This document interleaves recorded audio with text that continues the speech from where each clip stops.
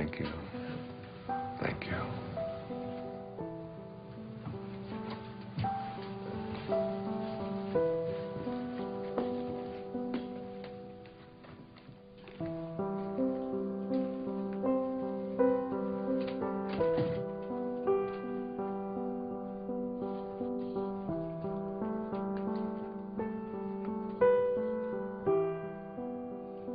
Thoroughly unprepared, we take the step into the afternoon of life. Worse still, we take this step with the false presupposition that our truths and our ideals will serve us as hitherto. But we cannot live the afternoon of life according to the program of life's morning. For what was great in the morning will be little at evening. And what in the morning was true, at evening will have become a lie.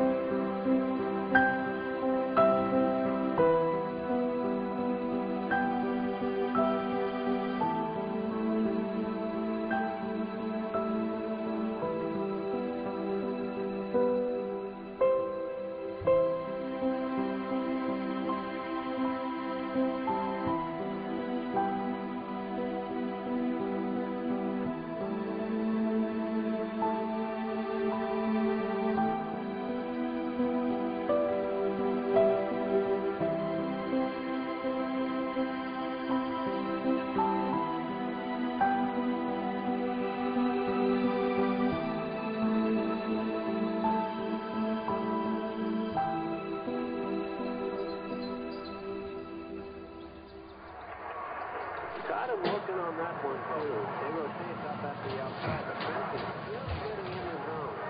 Oh, hey. Hey. Thanks, honey. Oh, hey, can I get some cream? Sure. Sorry. Please do that. Thanks. Okay, we're all packed. I got the snacks, lattes and prescription.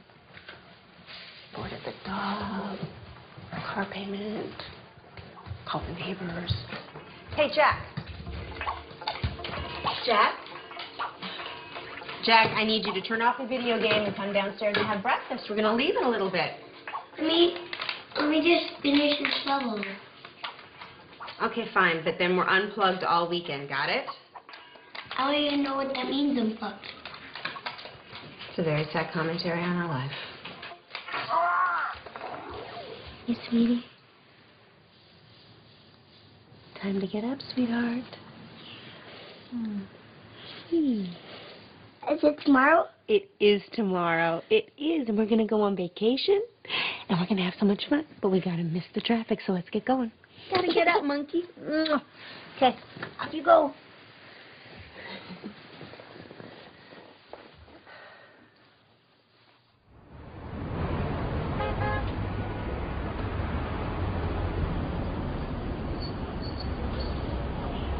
You're overreacting, Larry. I don't know what they can do. They can do a lot of damage to your image, Chad.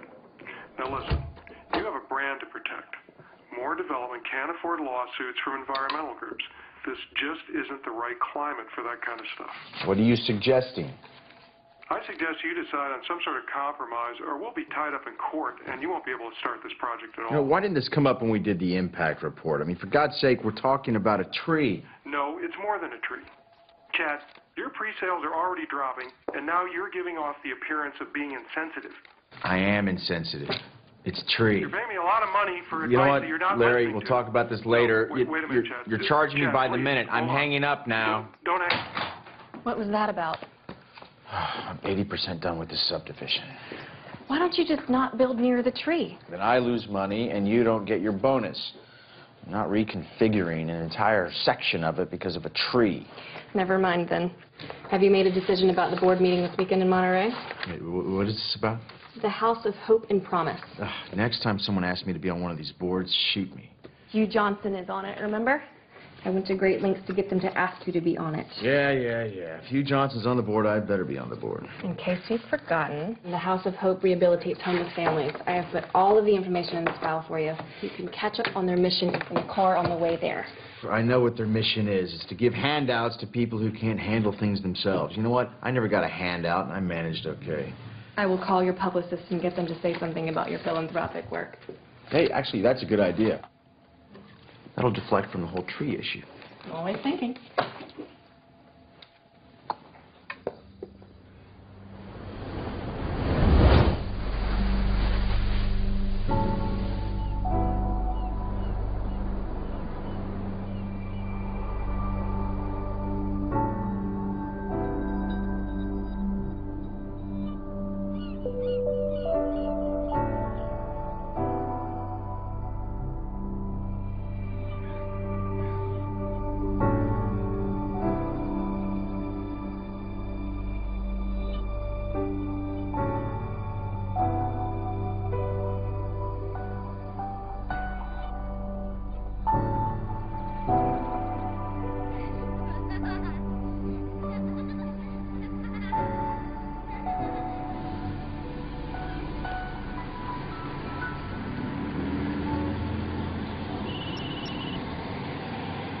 And I need to find where the director's cottage is, so.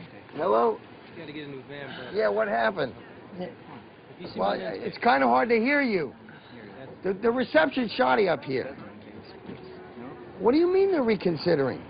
You're kidding, right?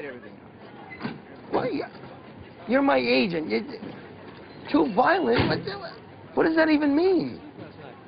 I don't make slasher films. I make art. You got to convince them of that. Do they even know the talent we have on this? You got to find a way to get them. Look, he shook my hand. He looked me right in the eye, and he said, "This is a go project. I want to do your film." Yes, because if the money doesn't come through, I'll have to scramble to get another investor. I thought this was a sure thing. Excuse me, coming through. You want to make me happy? Get the money from my film. That would make me happy. I gotta go. I'm on the Wayne Dyer thing. Bye. Wow, damn. Is there anything we could do? You got about $5 million? If I did, would I be here? Then I don't think you can help me. Cheer up, David. It's a quick job. It's quick. It's quick and fun. It's 6:30 in the morning, Sarah. It's not going to be fun. It's just a job. Nothing artsy. We'll get them their footage, and then we're out of here. Wayne! Good morning, David. How are you? I'm great. I hope this isn't too early for you. Oh, no, I've been up for hours. Good, good. This is Rob, our cameraman. We're very lucky to have him. Nice to meet you. Ron does sound. Hey, Ron, nice to meet you, my And friend. this is Sarah, my production coordinator. Sarah. She's Pleasure. very resourceful. Great. If you need anything, just ask her. Got it. So if you're amenable, I thought we'd head down to the social hall area and then set up down there. Let's do it. I'm ready. I've been ready for hours. Yeah. Oh, let's do Grab it. your cape. Let's go. Super. After Do it. you, Doctor. All right. All right. How'd you sleep? I slept great. Oh, is there I'm excited anything about this. is there any expectation I should know about? I have no expectations. I'm totally in your hands. Whatever you want to do, I feel sorry Okay. for you, Dr. Dyer. You're sorry you said that. I'm just going to blot you a little bit there. You got a little shine. Okay. You can't go wrong at this place. Isn't it beautiful? It is gorgeous here. I'm sort of allergic to nature myself. Oh, I just love it. I'm so thrilled to be here. He looks good. You want less trees, more trees? How's that looking? Sure, that's fine. You know anything about the history of this place? Have you looked into it? Not really. We just go where they send us, you know? The guy who runs this is a fascinating guy. He was telling me about the history of it. I can't hear him. Really a magical place. It's Can you say that again? I'm sorry. It's a magical place. I got him. Back in 1913, Julia Morgan, she was an architect, and she designed this entire place. They set it up as a conference center for the Western Division of the YWCA, and they would hold all of their meetings here.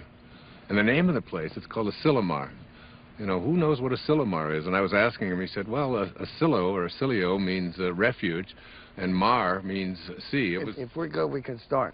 That's interesting. Hear that, David? I heard it, together. yeah. This is a refuge by the sea, and it's just stunning. It's just so beautiful. I'm so That's excited great. to be here. Wayne, just so you know, tomorrow and the next day, we'll just ask you questions, and you go ahead and answer, and then we'll move locations and do more of the same. And I'll also be shooting some B-roll over the next couple of days. What to get? B-roll?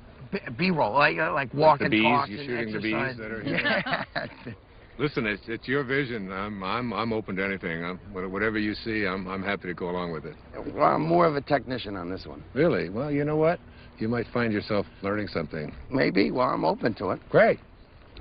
Let's go ahead and roll camera. We're speeding. Sounds good. All right, Sarah, would you be kind enough to slate it? I would love to. You're going to slate me? I'm going to slate you. All right. Dr. Dyer, interview 1. Okay, Wayne, you came up here to write your latest book. Can you tell us a little bit about what you came up to write about? Yeah, I'd be happy to. One of the things that has intrigued me over the years is so many people coming up when I talk about purpose and finding meaning in their life is what is my purpose? How do I find it? It always seems to be eluding me. I can't seem to get there. I've always felt that the real purpose of life is just to be happy, to enjoy your life, to get to a place where you're not always trying to get someplace else. So many people spend their lives striving, trying to be someplace that they're not. They never get to arrive. One of the ways to understand about how to find your purpose in your life is to return to nature, to find your own nature. I wrote a book a few years back called Change Your Thoughts, Change Your Life, which was based upon the ancient teachings of Lao Tzu in a book called the Tao Te Ching. Lao Tzu reminds us that all being originates in non-being.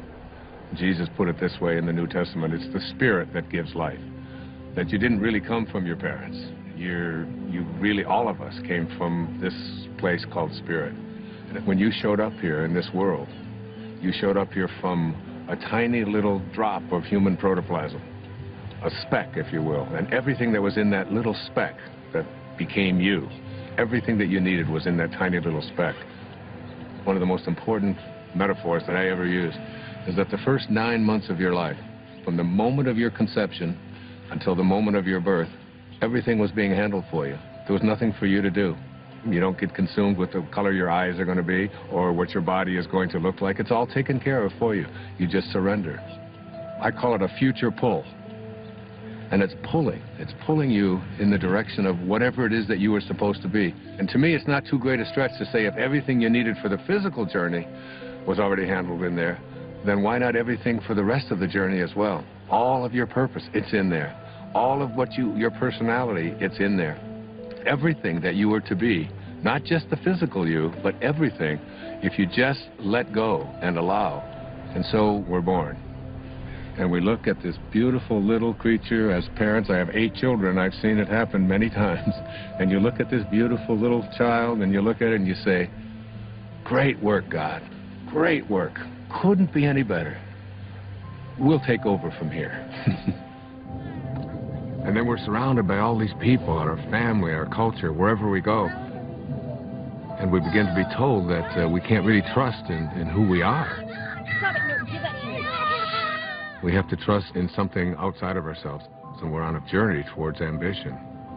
Once you begin to say, we'll take over from here, you introduce something, you just take this perfection and you just edge out the Creator. You edge God out. E-G-O. Ego. This ego is the part of us that starts to tell us who you are is not this perfect divine creation, this piece of God that you came from. It doesn't say that. It says who you are is what you have. It begins with things like our toys, and then our bank accounts, and then the possessions that we have. Before you know it, we begin to identify ourselves on the basis of our possessions.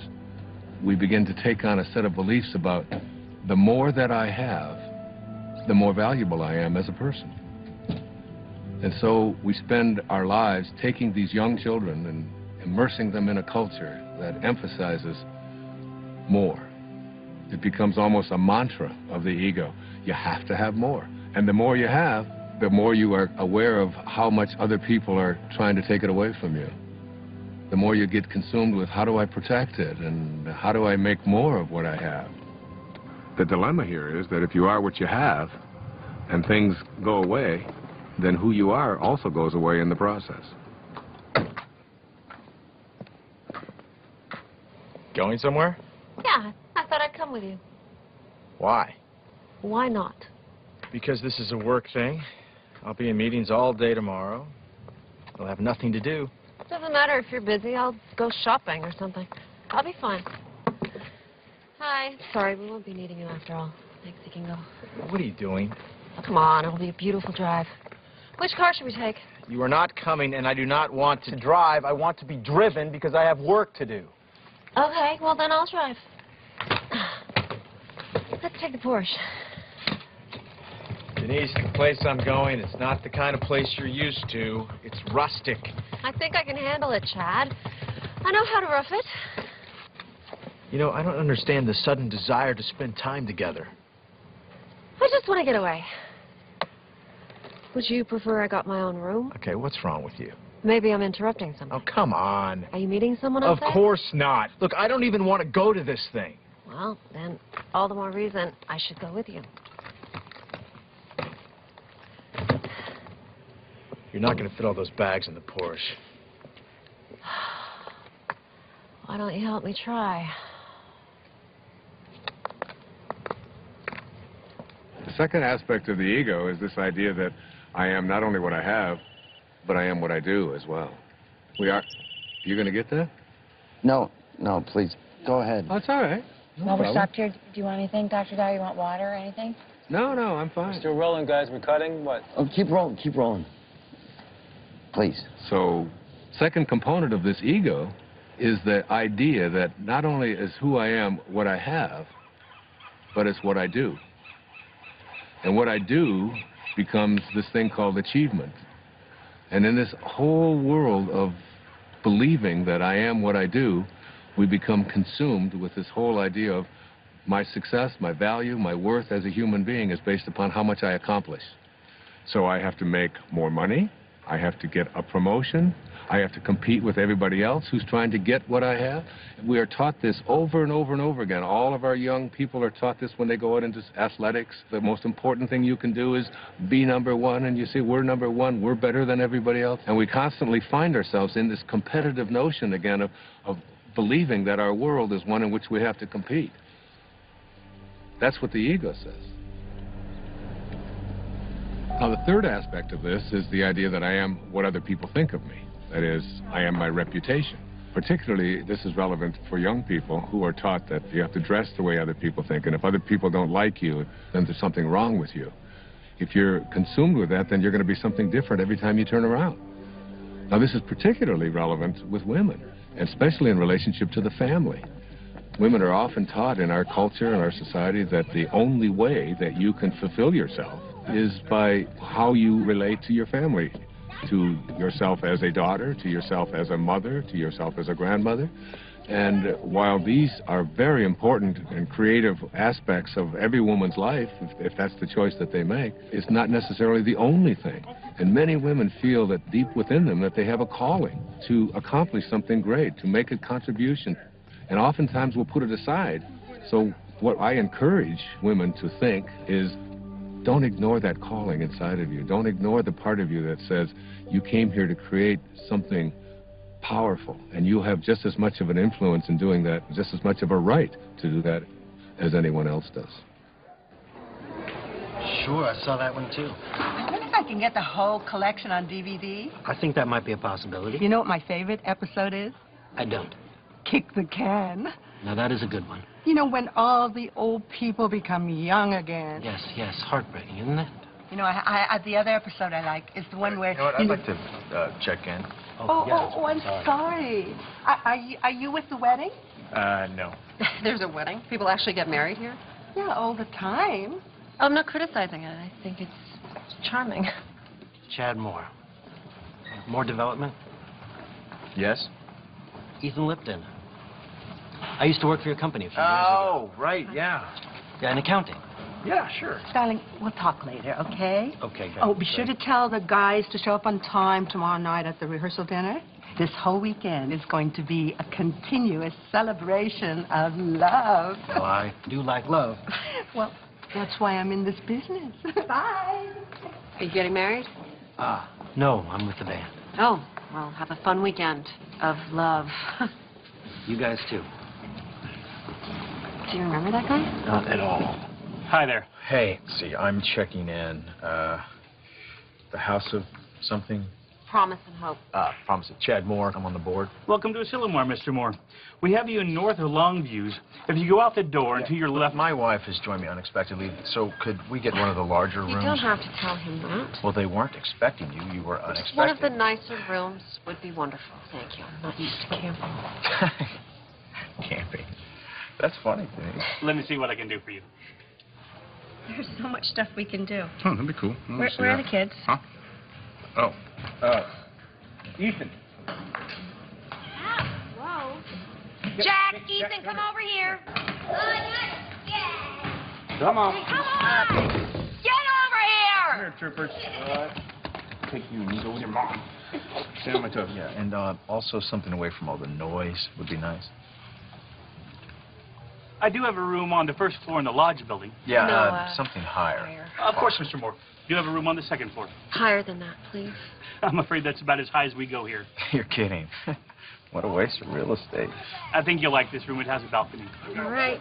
If you say so. Give me a second.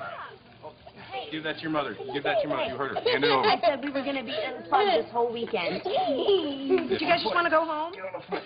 No, we're not going to go home. It's no fun. Come here. Let's stand with me. Here, jump on my feet. Jump on my feet. I'll lift you up. There's no way we can have all these meetings with these kids running around and screaming. Have a great stay.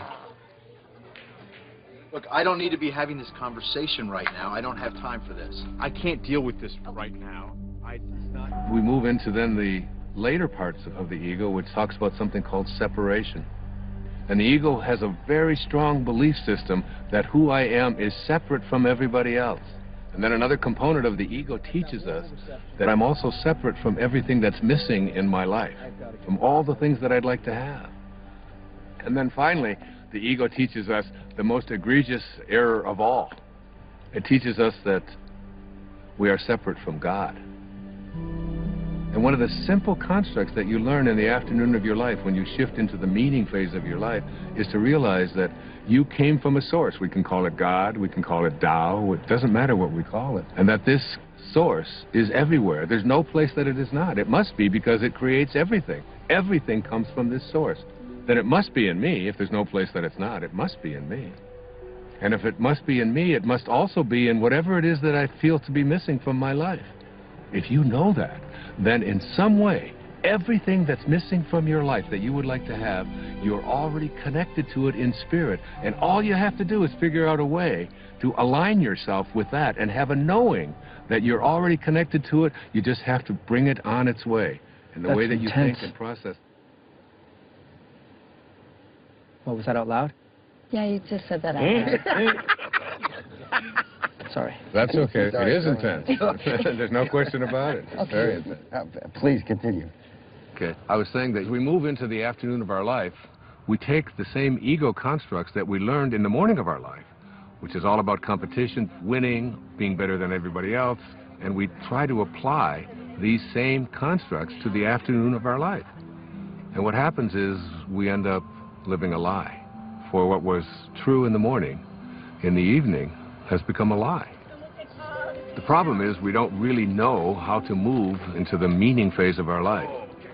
This is when we have to learn to go back to those first 9 months, from the moment of our conception until the moment of our birth. Lao Tzu speaks about this in the Tao Te Ching. Let yourself be lived by it. He says that the Tao does nothing. It's leaving nothing undone. This is where we have to get to a place where we can surrender and have a knowing that we're not alone and that we're going to be guided and that we have a nature and that we can trust in this nature. It's not something that we have to always be struggling with. It's not something we have to be in charge of. Literally, think about it. Let yourself be lived by it rather than you taking over. But as we move into the meaning phase of our life, what's happening is we begin to think about fulfilling a dharma, fulfilling a destiny, fulfilling something inside of us, a calling that only we can feel inside of us. No one else can tell you what that is. But if you feel it and you know it, winning and being ahead of other people takes a back seat to feeling fulfilled and living your life on purpose.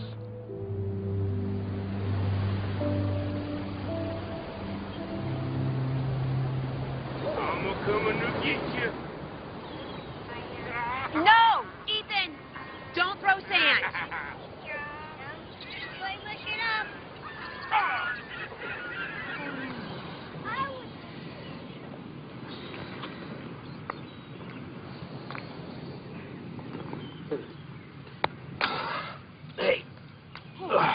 anything to drink?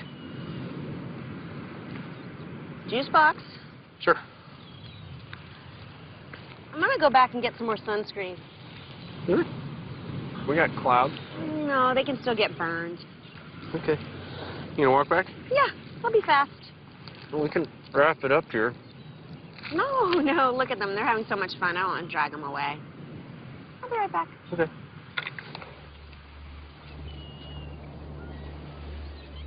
You got some great stuff. Well, I think it was a good start. I think it really was. I think you're going to see this thing come together in some unexpected ways. You're going to be surprised. You really are. Directors don't like surprises. Well, you're in for some. Great. I'll see you in the morning. I look forward to it. Thanks for everything. It was great. Thank you. Thank you, guys. Thanks for everything. Yeah. Thank you. You're welcome. See you later. Yep. Okay. See you tomorrow. Thank you.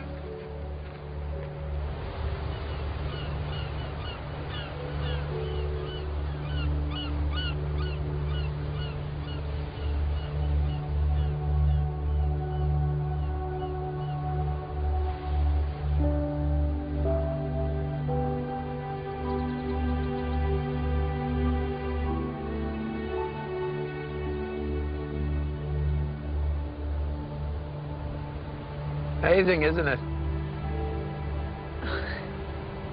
Yes, it is. Looks like they're reaching for each other. Sorry? Well, the trees, it looks just like they're reaching for each other.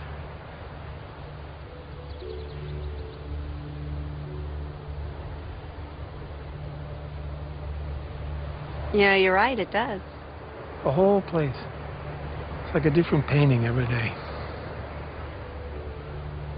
You know, you're very fortunate to work here. I know. Hey, you want a lollipop? Excuse me? It's root beer. You like root beer? Actually, I do. It's root beer, but with a little bit of licorice. Thank you.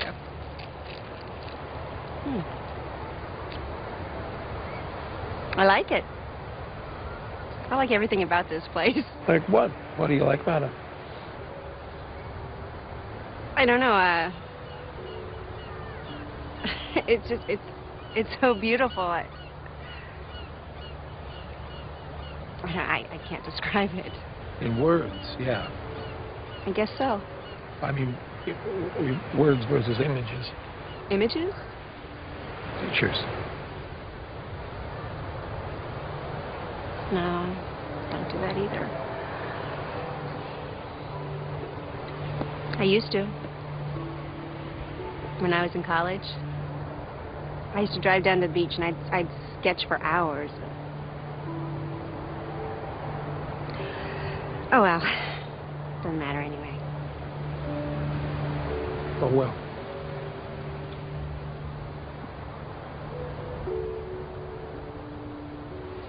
Hey, Mom. Where you been? What? Where you got cold?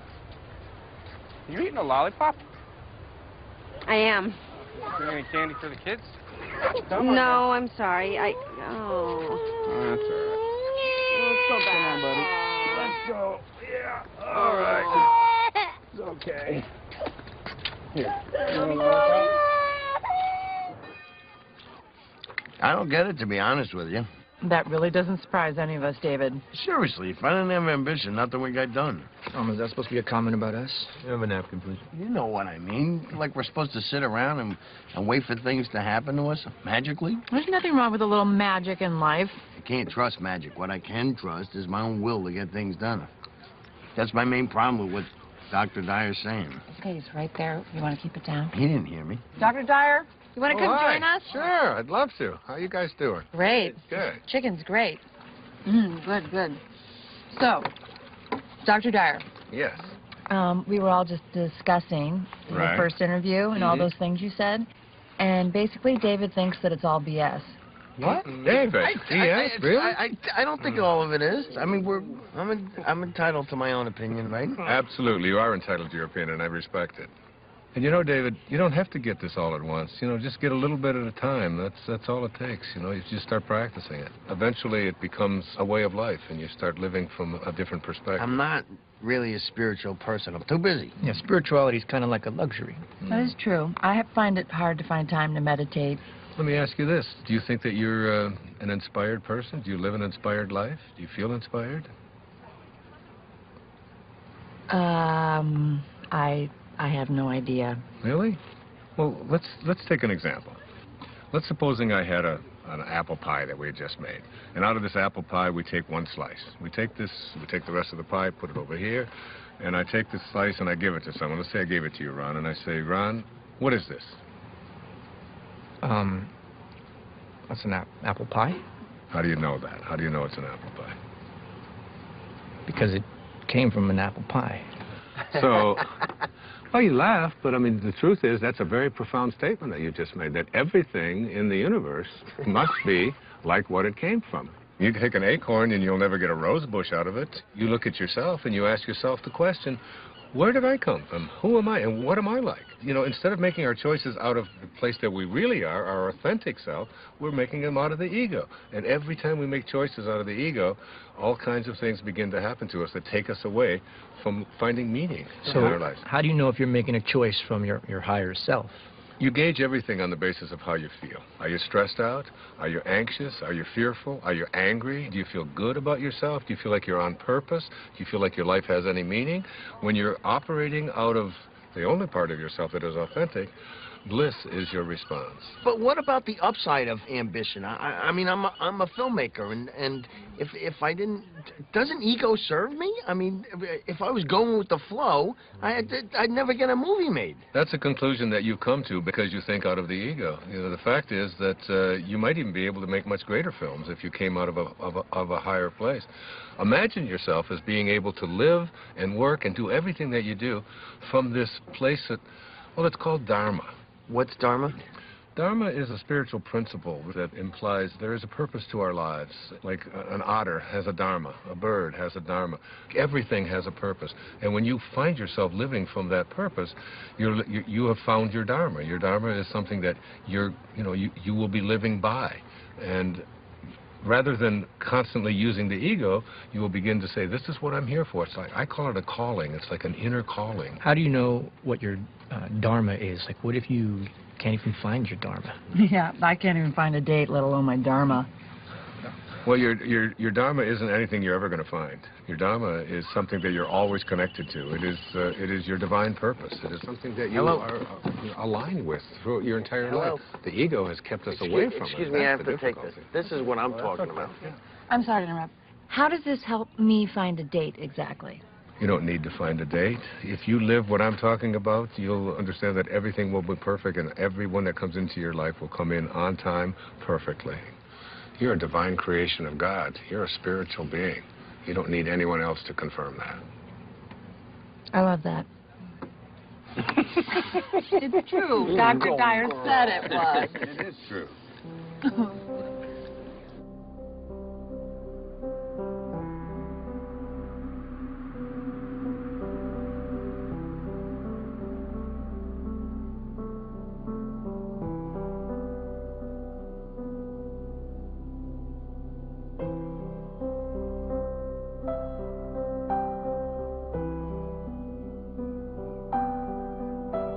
You know, I don't want you to think that I don't appreciate what you're saying. I do. Not that you would necessarily be concerned with what I'm saying, because that's the ego telling you what to think, right? So you were listening? Yeah, I'm listening. I just think it's good to have a plan. Well, what's your plan? To be a successful filmmaker, to make a name for myself, to make money, to have a good relationship.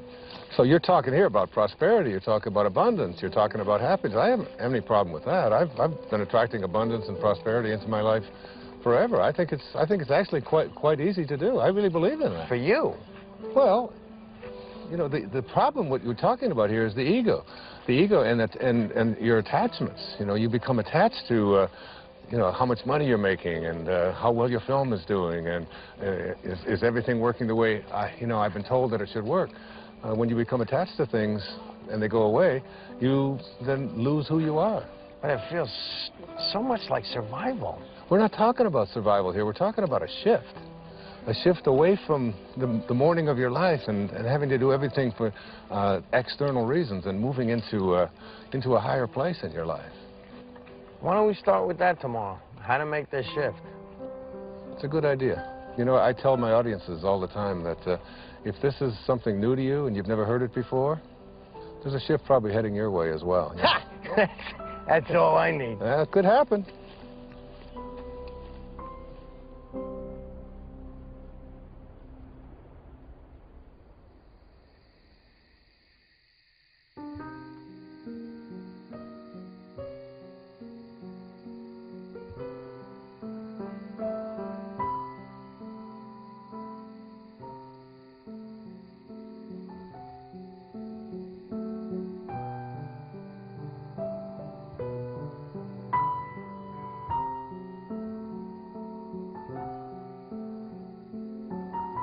When great thinkers talk about union with God, there's this theme that comes through. It's about being in silence. When everyone else is asleep and there are no distractions, when you feel yourself alone with Source. This is the time when you are closest to Source. Being alone with Source is not just about feeling good, it's about a new awareness of my own divinity and what it's capable of achieving. It's all about returning back to the place that you came from. T.S. Eliot has a great quote, "We shall not cease from exploration, and the end of all our exploring will be to arrive where we started and know the place for the first time." I got a cut. Wayne, hold there for a minute. Hold there, Wayne, for a second. What is it? It's a bad angle. I gotta be lower. How long? 5 minutes. Wayne, take 5. Just hang there. We're readjusting the shot. Absolutely, no problem. You want some water, Dr. Dyer? No, thanks. I have an ocean here.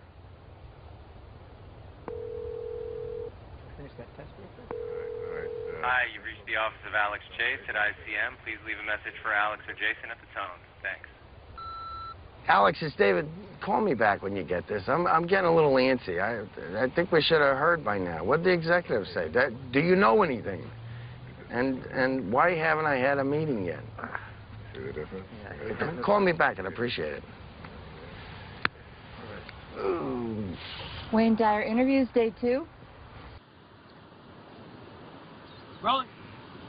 Okay, we'll start with the transition from ambition to meaning. Great. It's a good idea. I can give you an example from my own life. It might be helpful. When I first started writing, I was very blessed to be considered, quote, successful. My motivation very often became how much money was I going to make on this book? What was my next contract going to look like? How many weeks did it appear on the New York Times bestseller list? What position was it? Did you get on the Tonight Show? Did you get on the Donahue Show? Hold on, I'm confused. Yeah? Yeah, if you were a success, who cares what was motivating you? Well, I guess you begin to change your definition of what it is that constitutes success. I mean, success can be identified in those terms, and there are other ways to look at it as well. But there's people listening to you. I mean, where would you be if you didn't initiate it? I mean, it got you started, right? I'm sorry to interrupt. Are we switching to a Q&A format? I'm just curious. Sorry. No, that's okay. It's a very normal question. It's a very common concern that people have. For myself, we talked about my writing, David, and yes, by all means it was successful, but there was a part of me, inside of me, that said, there's something more for me. I was writing books about psychology, your erroneous zones, pulling your own strings, the sky's the limit. All of them were doing well. All of them were bestsellers. It was all. But inside of me, I was shifting. There was a calling to something else, and I could see the shift taking place in my life. And the shift was, it was more in the direction of spirituality. It was more in the direction of higher consciousness. I began to become excited and thrilled by reading people like Krishnamurti, by reading people like Muktananda. And I remember going to my agent and I said, I want to write a book about how to take some of these great spiritual ideas. He said, no. You're going to write a book about sex. He said, this is going to sell. This is like Dr. Ruth has got one, but you're way better than Dr. Ruth. You know, and he's going on. And he said, and then I've got a second book for you, and we're going to do a 2-book deal. And you're going to write a book about how to make money. You know, Wayne Dyer's approach to making money. And I'd say, Artie, I said, I can't do that. I said, I have to write about it. He said, no, nobody's going to buy this stuff. He said, that's the airy-fairy stuff. That's out there. That's all that new agey stuff. He said, you don't want to. I said, but I have to write that. That's what I'm living. That's what I'm feeling. It's so exciting. And I remember submitting the proposal to him, and he said, all right, I'll send it in. And they reluctantly didn't give me much of an advance at all because they didn't even believe in it. But off I went. There was a strong inner kind of feeling that I had something greater to give. I had something that I had to do that was beyond just going through the motions, just doing what I had already mastered, what I knew how to do. I remember when I made the shift, even though there was a little bit of fear, I remember feeling probably the freest that I'd felt ever in my life. I wasn't motivated by whether people are going to buy it, how much money I'm going to make, whether people are going to put me on a bestseller list. Those became external kind of factors. Those became things that started to chase me rather than me chasing it. Basically, I think, David, what I'm trying to say to you is that you get to a place in your life where you start to be guided by something that's larger than yourself. Just stay aligned with what you're here for, and stay in harmony with Spirit, with God, with Source. Stay there. And as you stay there, the meaning phase of your life begins to take over. And once you cross over into the afternoon of your life, it's impossible to go back. Wait, Monday? You can't keep telling me Monday. If it was coming through, it would come through like 5 Mondays ago. Well, we can take a pause here for a second. You are not telling me this right now. What do you mean? They're replacing me? You don't know what to tell me? This movie meant everything to me. I bought them this movie! It's my movie! This movie meant everything to me! Damn it! Okay. This would be a great place to break. Is he okay, you think? I think he's going to be fine. Let's just call it lunch. Everybody get something to eat, okay? And then, as soon as I...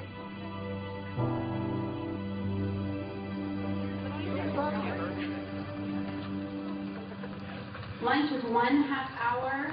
If anybody is interested in Lorraine County project, please. Hey, you up for a late game of golf? Oh, absolutely. Okay, I'll reserve it. Thanks. You know how long this meeting's going to last after lunch? I don't really know. I think they're saving some of the big items until the end. Like what? Well, they're $1 million down in the San Francisco project.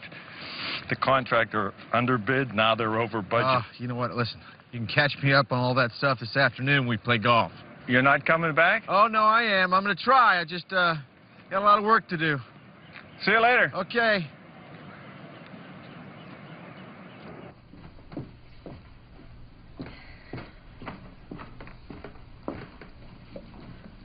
Good book? Not bad. I'm sort of a slow reader, but it's being patient with me. You said you worked for my husband? A long time ago. I don't think he remembers me. Oh, I think he remembers you. Well, he let a bunch of us go all at once, because, he needed to scale back. Sorry about that. Hey, it's okay, truly. It's one of the best things that ever happened to me. I needed to try some different things, pursue some other avenues. Like your music? Like my music, yeah. Well, it sounds like your story has a happy ending. Not yet, I hope. No. Don't rush me now. No, that's not what I meant. I meant you seem happy. Well. Hey, you know what? You and Chad ought to come to this party that we're playing at tonight. Oh, thanks anyway. Yeah, come on. It's supposed to be a continuous celebration of love. Isn't that what she called it? Oh, yes, I think she did. Okay, so you guys have to be there to help us continuously celebrate. I can't crash a party. I just invited you. You can't invite us. Too late. Sorry. Happened. No. Thanks, though. I'll see you around. Okay. Wear something comfortable.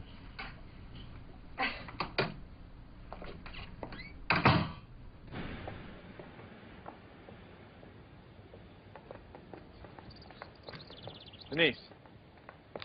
Denise. Hey, slow down. Stop. Oh, hi. Why didn't you stop? I didn't see you there. Where are you going? I was going into town. I thought you were in meetings all day. I was. But, I'm bored. Yeah, well, if Hugh Johnson can do it, you can do it. No, I'm not cut out for this non-profit thing. So. Oh, Chad, you just gotta fake it. No, I'm coming with you. What? I said I'm coming into town with you. Honey, I love you, but I don't enjoy shopping with you. I need some me time. I thought we were supposed to spend time together. right? Look, Denise, I'm not kidding. I cannot take another meeting. I'm coming with you. Whatever.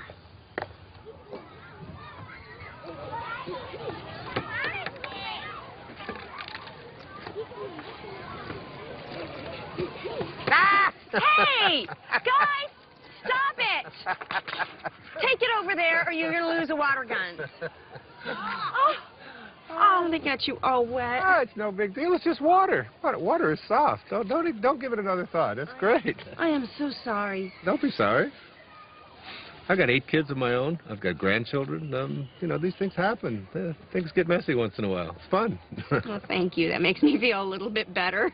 I always see it as an opportunity to sort of practice what I call non-interference. Oh, I wish I could do that. Oh, you can. Of course you can. Really? I mean, I'm their mother. Isn't that a little irresponsible? I don't see it as irresponsible at all. I think parenting is not about having children lean on you. It's about making leaning unnecessary. Yeah, they've got a compass. Let them follow their own compass. What would I do with myself if I wasn't interfering? Oh, I don't know. Do you ever think about music or art or something like that? How'd you know? Know what? Nothing. Thank you. It was really, really nice talking to you. Well, you too. God bless you. Namaste. Namaste. All right, guys, come on. Time for lunch. I don't want to eat. Me either.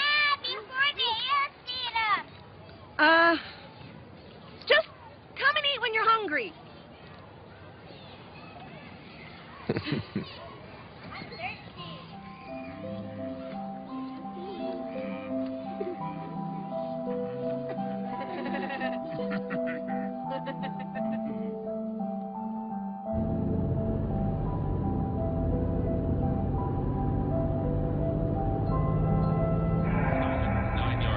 Touchdowns and only 5 interceptions. Now listen, Bob, the next Peyton Manning, you want to put 10 bucks on? And definitely he had that signature moment during the game against the Bears. You know, he could have cracked many quarterbacks.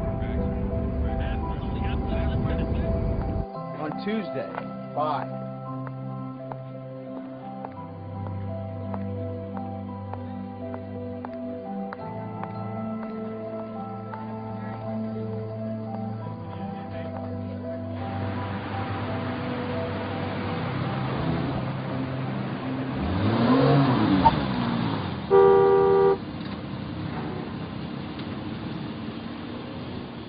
I think I'll return that dress.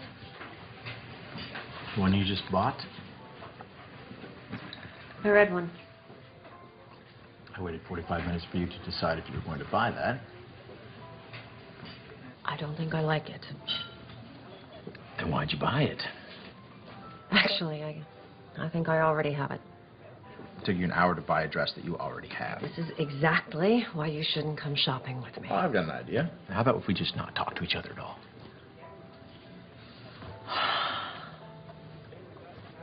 Jesus, Chad. I really should have come alone. I've got a lot on my mind. You've got a lot on your mind. What could you possibly have on your mind? All right. I wasn't going to tell you this until tonight, but...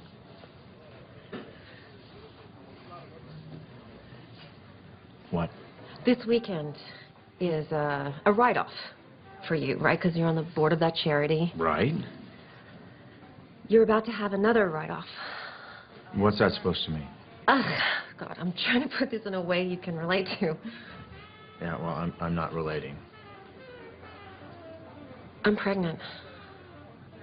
What? You're joking. No, I'm not joking. I don't want kids. I know. I didn't either. But this just happened, and I thought, I don't know, maybe it's time for change. You know, that we should experience this thing that everyone says is so wonderful. You know, maybe it's time to stop being so selfish and start thinking about something other than... I want to be selfish. I like being selfish. I like our lives. We come and go when we want. We're happy. Oh, you think we're happy, Chad? I don't know if we're happy. I mean, God, you're always at work. We never see each other anymore. I'm always at work because I need to buy you the things that you want, Denise. Cars, clothes, houses, everything you want. But still, it's not enough to make you happy. Please, keep it down. I want this baby. I think it could be the most wonderful thing we could do with our lives. Come on, I get what this is about. This is about you feeling like you haven't done anything in your life. So you think you need a baby to feel validated. Well, you know what? I don't. I worked my way up from nothing, and I will not sacrifice our lifestyle so that you can indulge in yet another distraction. Wow. A baby is not a pair of shoes, Denise. I know that, Chad. You are so cruel, and you're so mean. God, you used to be fun. What happened? You planned this, didn't you? It was an accident. Sir, I'm going to have to ask you to leave. Please. It can happen. How could you do this? How could you do this? Thank you so much. Thank you for making this the tender, precious moment that every Tender, woman precious dreams about. moment? We don't have tender, precious moments. No, we You know what we did have? We had a prenup, an agreement. You signed it. No kids. I know, and I changed my mind, okay? People can change. Well, you know what? I didn't change my mind. What are you going to do about it? Divorce me because I'm pregnant? I might. As a matter of fact, I'm definitely divorcing you. Will you please shut up? I'm definitely... Fine. I don't care. Go ahead. I'm better off raising this baby without you. Good luck. You signed that prenup. You won't get much. I'll make sure of it. I hate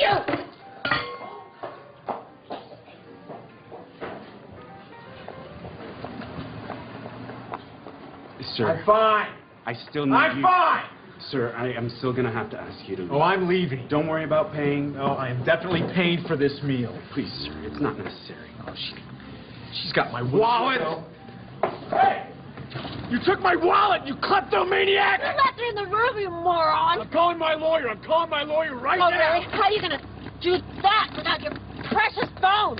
Hey, come back! Come back!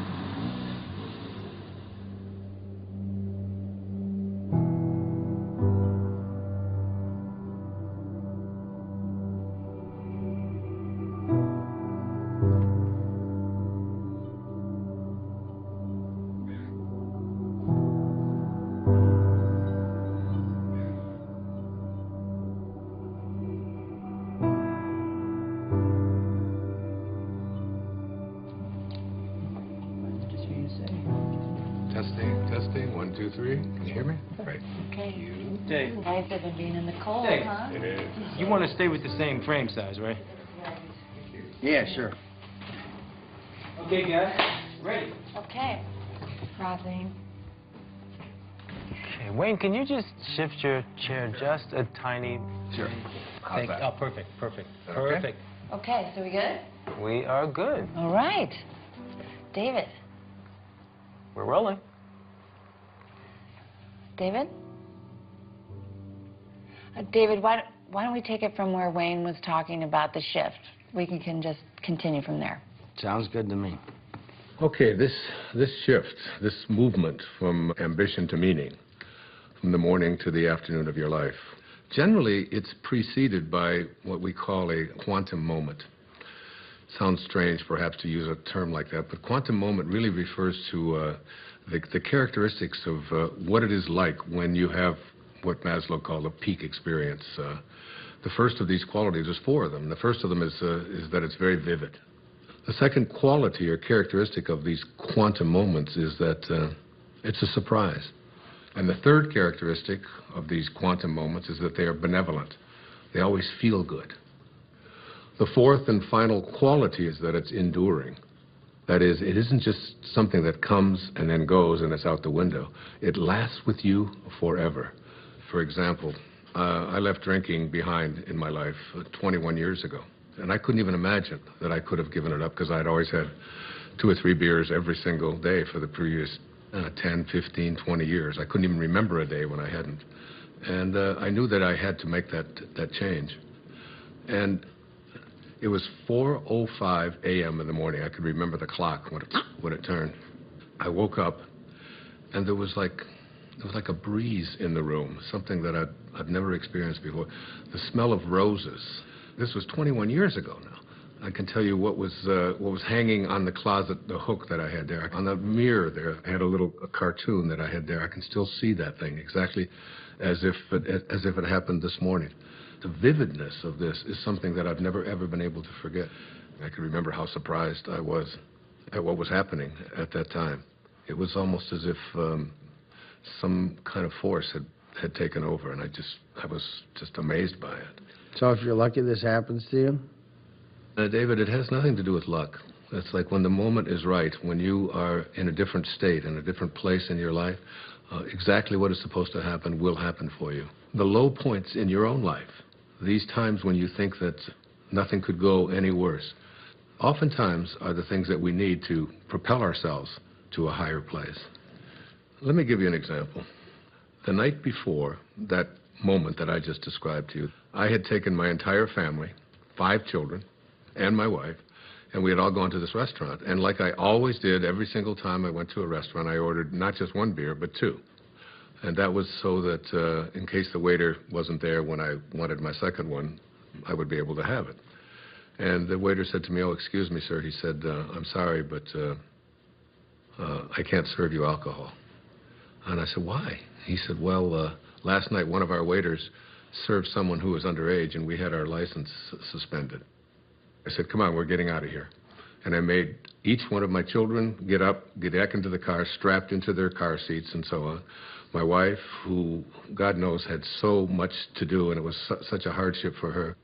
But it didn't seem to matter to me at that time, because I wanted to have my beers, and I was making myself more important than everyone else. And we drove off and went to another restaurant. And I can remember thinking that night as I went to sleep how ashamed I was. My wife tried to talk to me a little bit about it, but I would have none of it. I was right, and that's just what the ego always makes you. It makes you right. And that night, that experience that I had at 4:05 a.m. the next day, not only did it get me off of alcohol, it probably saved my life. It transformed my life in so many different ways. And it was all because I was open to it. You don't believe that? Sounds like more sitting around until some sort of epiphany comes to you. It's not about waiting around. You know, in the Tao, one of the great lessons that I learned is that it teaches us how to be soft, how to be flexible, how to not be always in control. One of the great teachings of the Tao says that let yourself be lived by it. But you didn't do anything. That's the whole point. That's the place you want to get to, where you just allow. In the recovery movement, it's called letting go and letting God. Allowing this source that is always flowing through each and every one of us to do and perform its magic. And that magic will always work in our best interest if we just surrender to it. If you could just stop interfering in your own life and just let yourself be done. If you can get to that place, nothing will be left undone. Everything that you need will be there for you.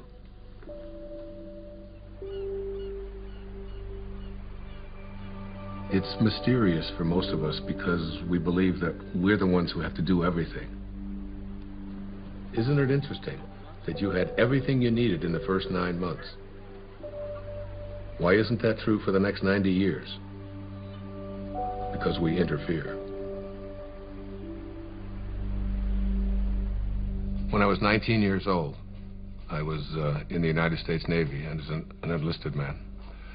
And I was given my assignment to join the aircraft carrier, the USS Ranger. And it was on deployment in Yokosuka, Japan.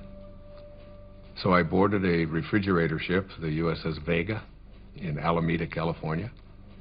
And just as I was getting on that ship to take my 29-day voyage across the Pacific Ocean, my Uncle Bill Volek, who was a school teacher in Hayward, California, handed me a copy of a book.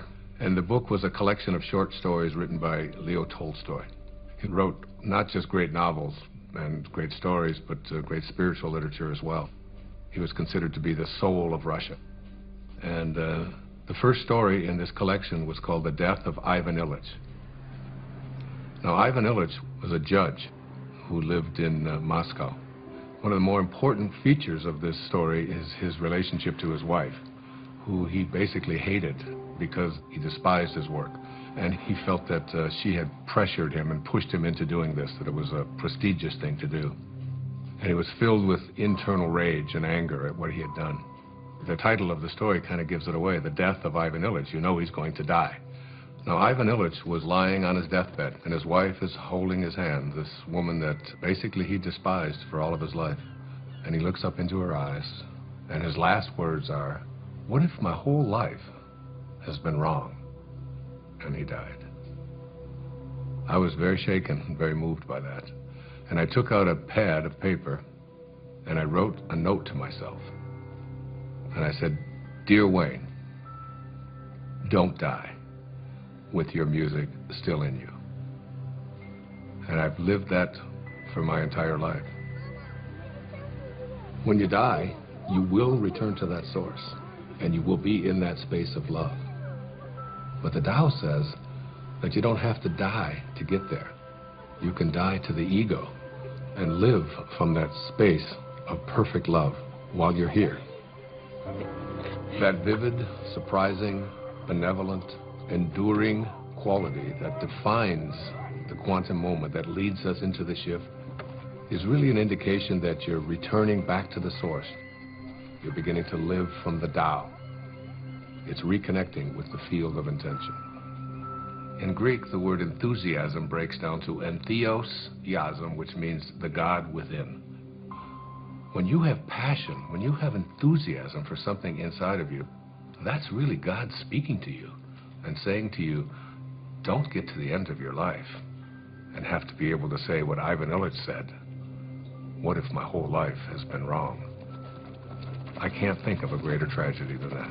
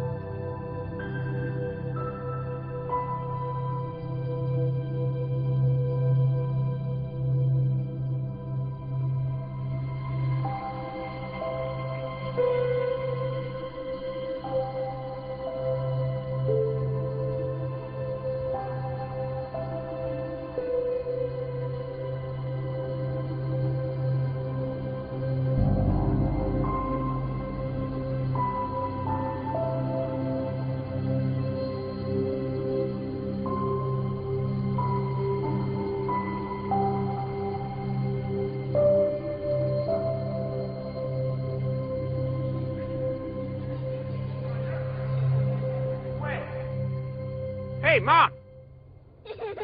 What? What is it? Where's the Mom? Where'd you go? I'm sorry. It's just... It's so beautiful. I was imagining how I'd paint these trees. You don't put paint on trees. Oh, no, honey. It's, like make a painting of it. You know, like you make a picture in school? Mom, you're not a painter. I haven't seen you paint anything. All right. Next one to that rock up there. Wiz, go!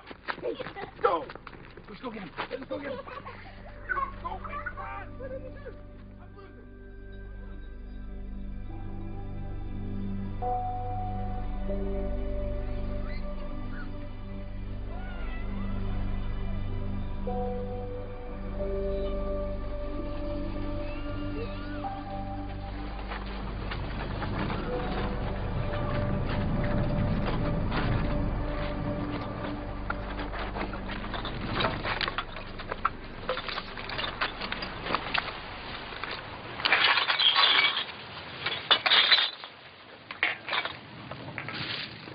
Hey, here's some money.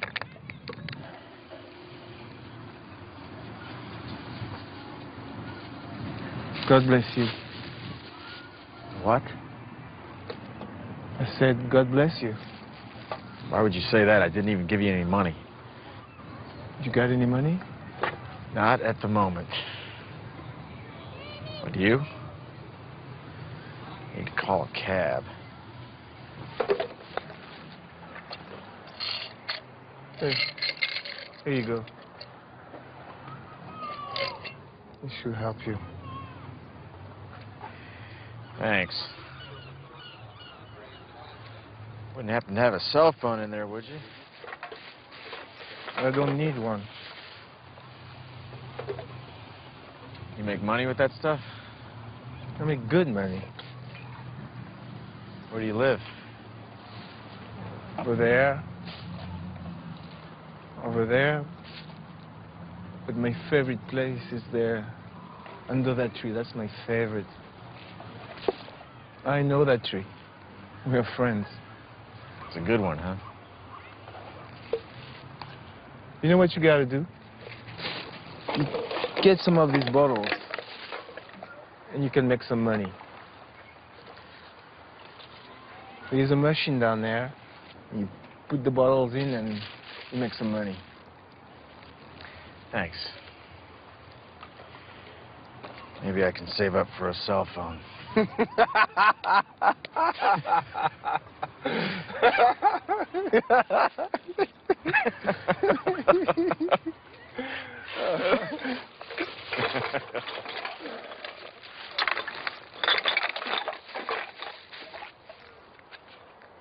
Hey.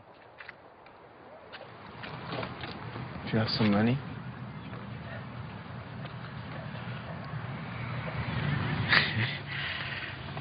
I do. I have 6 pennies. God bless you.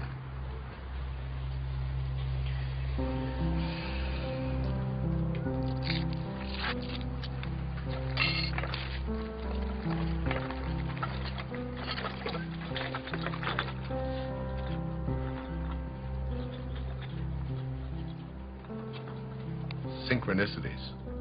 It's like a collaboration with fate. All of that becomes the norm, and the ego is no longer the driving force in your life. You begin to recognize that there's a powerful organizing intelligence that's in all things, and it's working with you and for you, almost as if you're making it happen by just being connected to your source. The destiny that appeared to be imposed upon you by something outside of yourself is no longer the relevant driving force in your life. You're connected to the source, and it's almost as if this divine organizing intelligence, God, the Tao, whatever you want to call it, it's almost as if it's saying to you, you play the music that you came here to play, and I'll be there to help you overcome any struggle or any obstacle that comes along. And it's not going to be a struggle because Source is supporting you. Yes, hi. Could I get a cab, please, to Monterey Motors? Yes. Thank you. Thank you very much. Bye.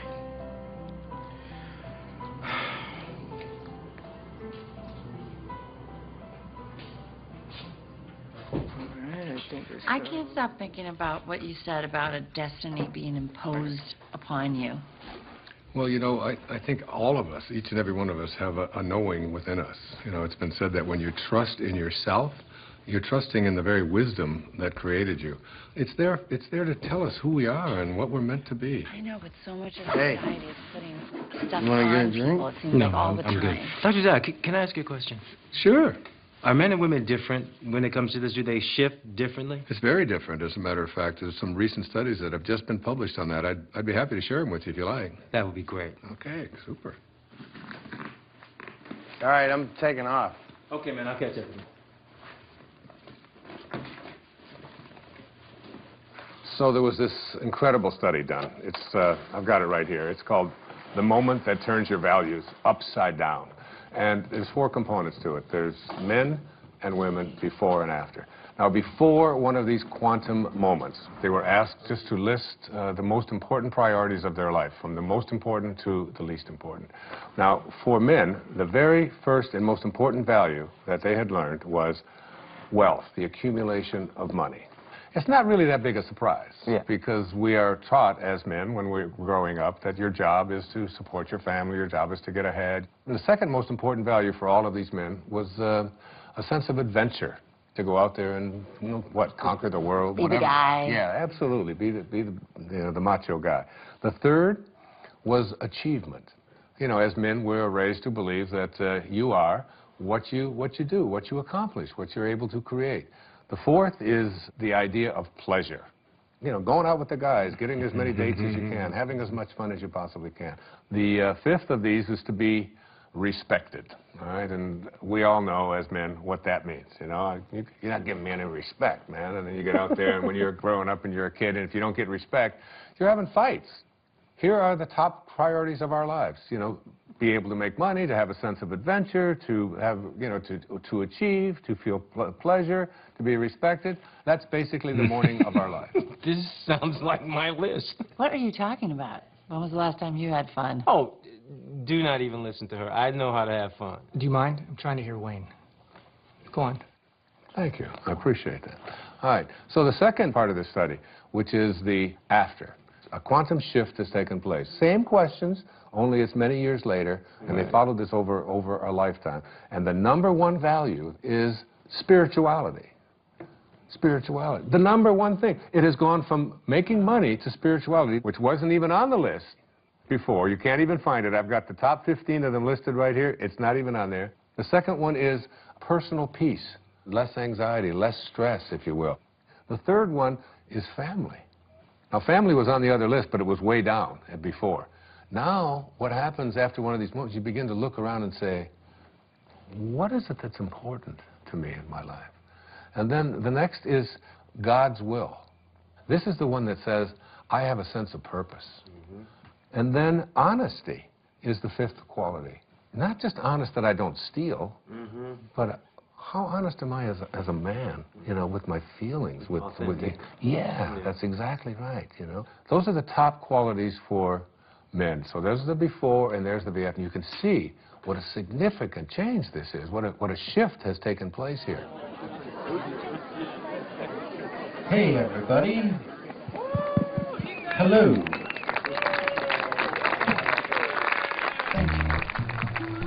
We are very glad to be here tonight. Steve and Lisa are dear old friends of mine, and so when they asked me about the prospect of our band playing at their wedding, I felt like I had no choice but to say, are you sure? Are you positive that's something you want to inflict upon your friends and family at your wedding day celebration? And Steve and Lisa assured me that that was exactly what they wanted to inflict upon their friends and family at their wedding day celebration. And so, here we are. You need a bossy man to love you, a bossy man to hold you close, a bossy man to dress and care for you, a bossy man to take control.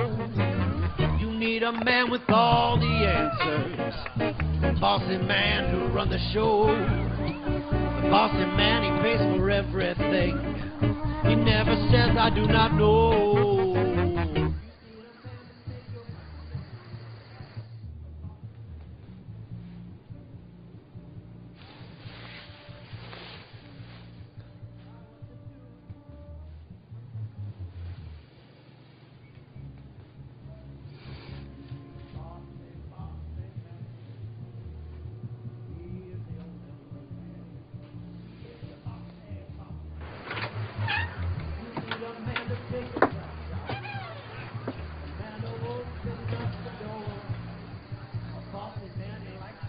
Okay. I know what you're going to ask. I can already tell. Yeah. What's the deal with the women? Bring it on. For women, it's even more astonishing. Before one of these quantum moments, the number one value is family. And it's not surprising because women are kind of raised in our society, in our culture, to be a good mother, to be a good daughter, to support your family, to take care of your children, and so on. The second one, which may surprise you, was a sense of independence, of feeling as if I would like to feel independent. Women are very conflicted. Yeah, makes sense. The third was career. Now, very often, women never even felt that they had a right to go for a career because they were obligated to be taking care of their family. And this is not a put-down of that at all. What we're saying here is that there's something more. The fourth quality for women was fitting in, having to be like everybody else and so on. Yeah. And then finally, attractiveness. And this became not just like it's nice to look nice, but My whole values are, and how do I look, and where do we get this? You know what? That is so scary when you break it down like that, because where is it that we learn as women we're supposed to be pleasing everybody else all the time? Well, go on the newsstand. You know, all you see are magazines with pictures of girls with waists this big and, you know, with implants, lots of emphasis on makeup, having the right labels, where, you know, carrying the right bags and so on. So these became the top qualities or characteristics or values for women before one of these shifts. Well, I hope the after list is better. Their values shift dramatically. The number one value for women after having this experience is right here, is my own personal growth. Now remember, before it was like taking care of everybody else, doing the right thing, fitting in, and now it's all of a sudden, how am I growing as a human being? How do I feel about myself? And the second is a sense of self-esteem. Am I worth anything? How do I feel about myself? Am I a valuable human being? The third one is spirituality. My sense of my connectedness to something bigger and greater than myself. And then happiness. Again, this wasn't even on the list. It was almost at the bottom of the list before. How often have women been raised to believe that their happiness isn't an important thing, that doing what they are supposed to do rather than feeling, you know, a sense of, I'm entitled to be happy. And then a very interesting one, it's called forgiveness. This became very important in their lives. Forgiveness. That's good, because then you can forgive all those people that gave you bad information about what you're supposed to be doing. Yeah, there's a whole lot of resentment that begins to take place in people. It's what so many people just go along with. Oh, right. Joe. This is great. Hey, you're the best. Thank you so much. This is great. We should be filming this. Thank you very much. Good night, guys. You guys did so well in the hike today. Good night. Can I have a glass of water? Of course you can.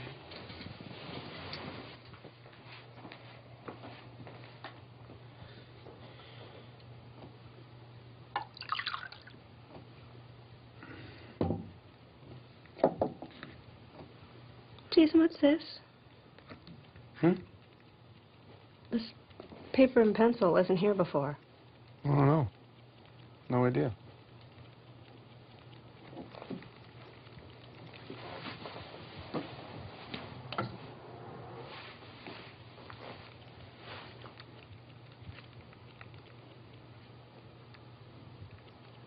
Hey, Jason?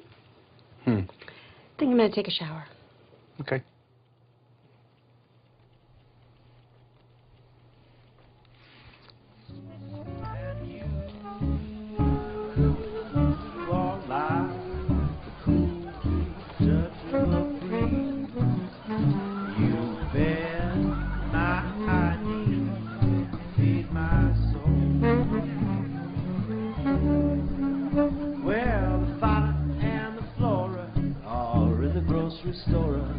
Someone's getting rascally and spry. Fauna says to Flora, I really do adore you. Flora says, I know, tell me why. You are like one hot spot in the sun after a long winter storm.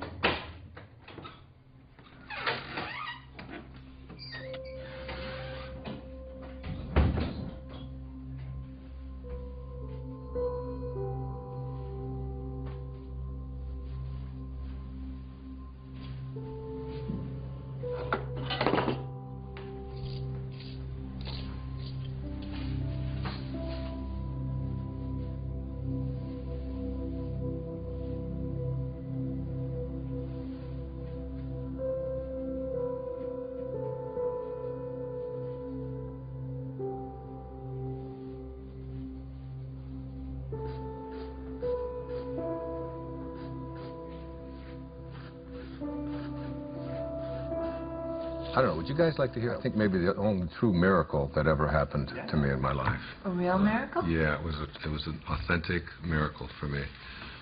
It was a healing that took place that I still can't explain. So it was in the year 2000, and I had taken a group of 25 people on a spiritual tour to Assisi. I've made several visits there.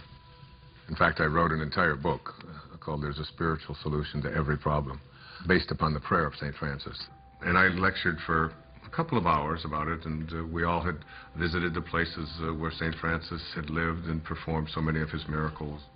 The next day, we were going to take a tour to a place called San Damiano, where St. Clare, who was the first female to ever become a part of the Franciscans, lived. And on the third floor of there was the bedroom, exactly as it was in the 13th century. There was a young man on that trip. He was 21 years old. His name was John. He was from Pennsylvania. He had cerebral palsy, and he had two very heavy braces on each one of his legs. We were going to go up to the third floor. Now, this was a winding staircase to get up to the third level where St. Clare's bedroom was.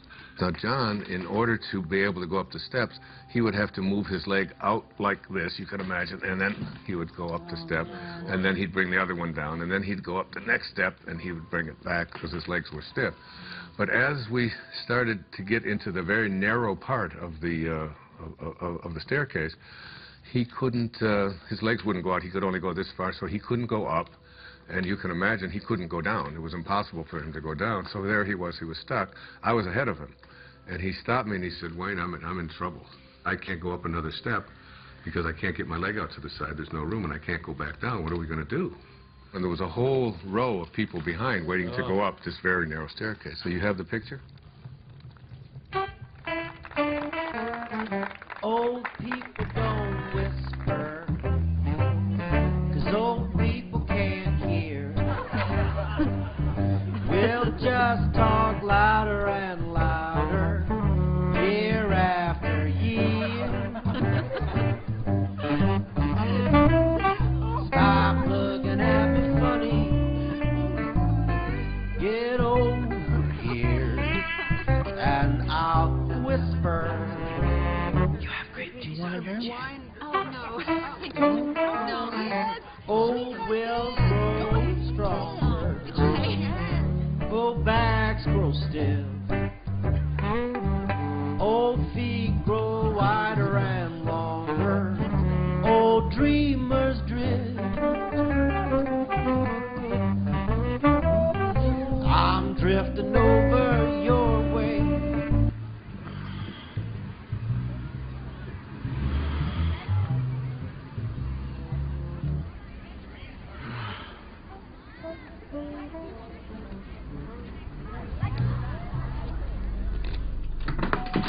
Denise?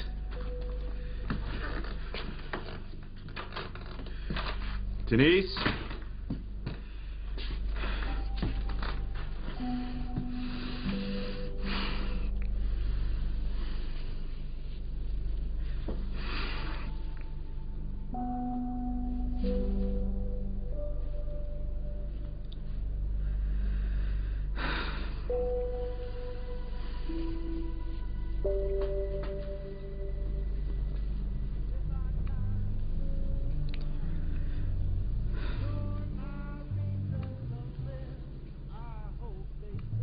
So I said to him, without even thinking, "John, what I want you to do is just strap yourself on over my back and put your arms around my neck and just lean over, and I will carry you up these steps." Now, what I haven't told you is that before we went on this trip, I had done some major damage to this right knee of mine, to a point where I had it examined by several orthopedic physicians, and I was told that there would come a time soon when I would have to have this knee replaced because it was down to bone on bone. So as he got on my back, and now we're talking about 240 pounds or so, he went, I went about 3 steps, and I realized that my knee was about to collapse, and I was going to go straight down. And I had a quick vision of what the newspapers and the Assisi Daily News were going to say the next morning. Spiritual teacher collapses, bottom of the stairs, 40 people dead. You know, it was like... And so as my knee started to go down, at that moment, I saw a vision of St. Francis. I had a vision of what he would look like, and he didn't say a word. It was very, very quick, and he just went like this with his hands. In other words, stand up. And suddenly, and I had the fragrance of roses was in there, the same fragrance that I had, remember in the story I told you, in that quantum moment when I had that, the same kind of thing. And I stood up, and I started walking up the steps with him, and my knee just suddenly righted itself. It was fine. Not only did it right itself, but I suddenly had like a burst of energy like I've never had before. Wow. And I started walking faster with him on my back. Then I started running. And I ran up all of the stairs. My wife was waiting at the top, and she said, "What happened to you, and what are you doing? And everybody else is out of breath." And yet, I said, I had a miracle. I just don't know what happened. And I realized that my knee didn't hurt anymore at all, and I wasn't limping, and I had no pain in it at all. By the way, I've never had any surgery and anything ever done to this knee. It was a healing that had taken place in that moment.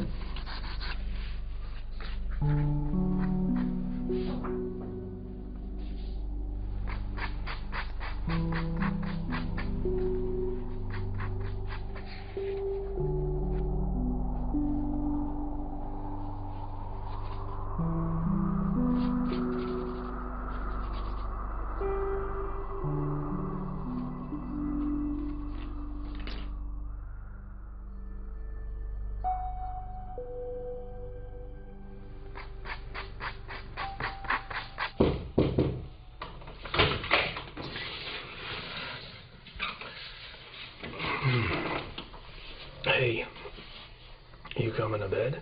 Yeah, I'll be there in a minute. What you been doing? Oh. I thought you were gonna take a shower. I did. And your clothes? I was going to, and then I got distracted. Huh. What you been doing? Nothing. Are you all right? What do you mean? Well, you just seemed a little checked out today. Just wondering if anything was wrong, or... No, I'm fine. Don't worry. I'm a little worried.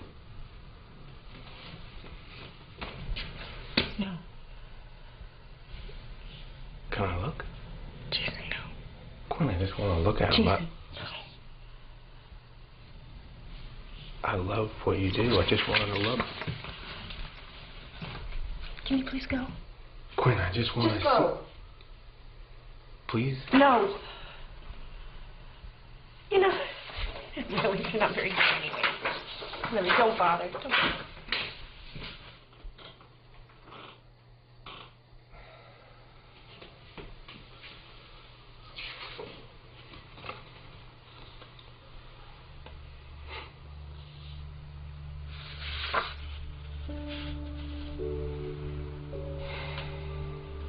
Later on, I started to talk about this miracle, but the thing that I did was, when people would ask me, why do you think it happened to you?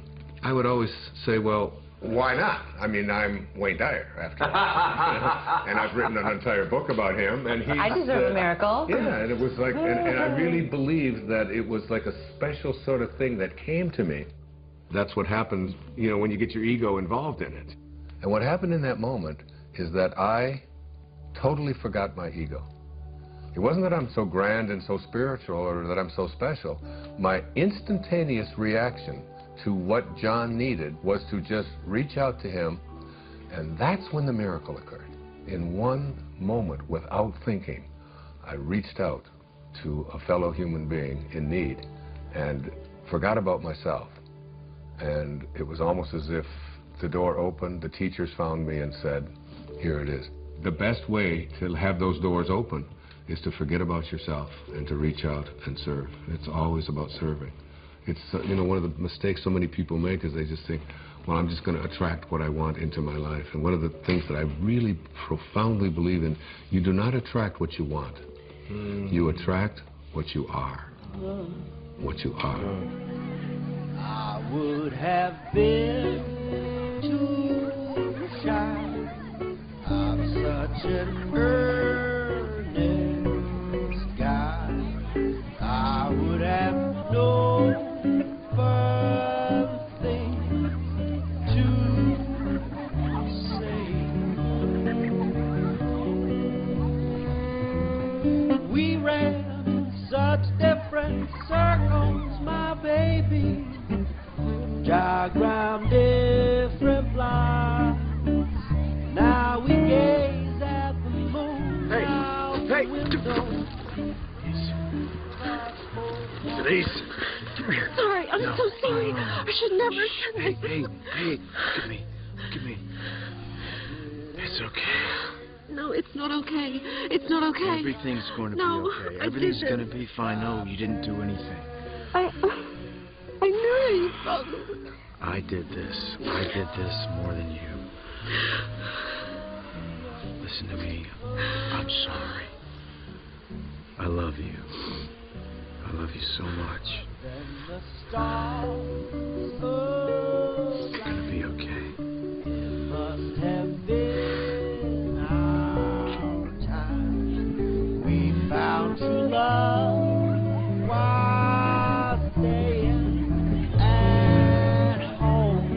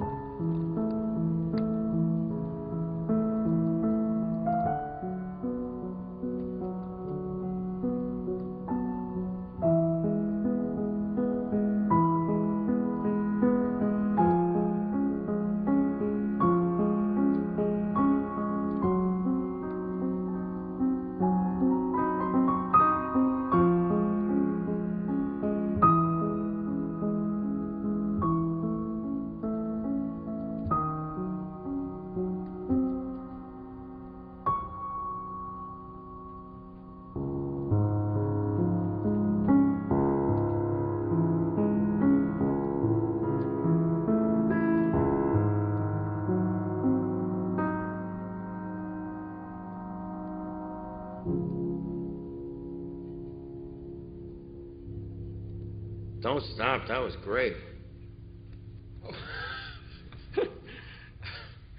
Thank you. What brings you out so late? Or I should say so early. Just couldn't sleep. You having trouble with the filming? No, that's fine. Filming's easy. It's my business I can't handle. Hey, do you know chopsticks? I used to. Ha! Makes me think of being a kid. When I was idealistic. Back when I thought I'd make a name for myself. Oh, hey, don't say that. You have a name. More like a household name. More like Scorsese or Tarantino. Well, hang in there. Anything can happen. Why does it have to be so hard? One minute I have the funding to make my movie. The next I don't. Can't get the money without the talent. Can't get the talent without the money. And then they pulled it all out from under me. I don't own it anymore. Seriously thinking career change. That's a good sign. What is? You're giving up. That's good. How do you figure? You can't force these things. Right. And again with the magic thing. What's the magic? What's that? You know, I don't know why I'm telling this to the janitor or whatever you are. I do a lot of things around here. Believe me. play a damn good piano, though. You should think about doing that full time. Well, for a while I thought I would. Yeah, what happened? Well, I started playing when I was very young. I was a natural. And then I got older, and I became more aware of people watching me play. And then I started to play more for them than for myself. And then I got very scared that I would disappoint them. So I did. Did what? I disappointed everybody. I would be very clever. I'd go to a recital and I would just play a couple of wrong notes on purpose as a test to see if they would still love me the same way. And basically they didn't. It was a long time before I touched a piano. It was just, it's crazy when I think of how much I enjoy playing. Yeah, I was just thinking that. This would sit for years.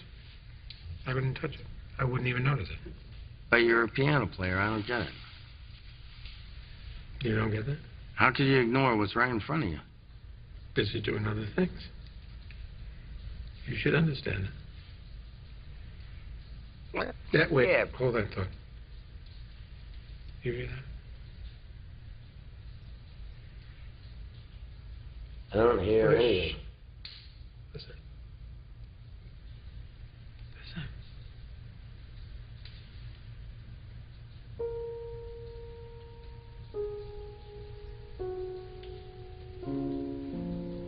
That's nice. I like that.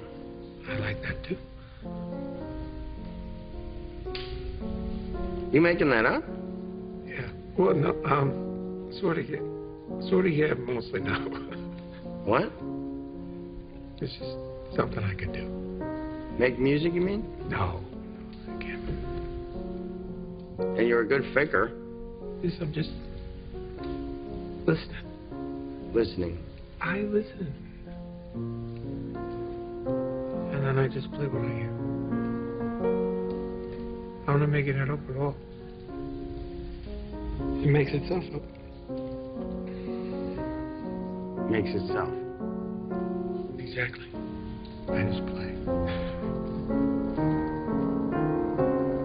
Sometimes all you gotta do is just show up,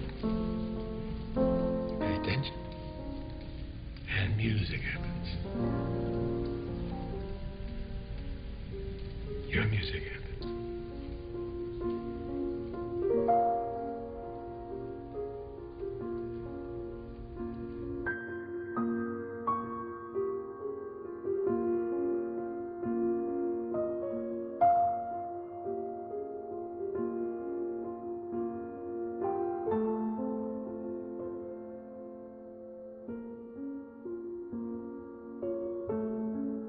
Whatever you're looking for in your life is there for you. It will show up where and when it's needed. It's always in your mind. Whatever you need to complete this project, whatever you need to create, it's all there. You can prepare and then let go. It's an easy trusting that everything will happen perfectly.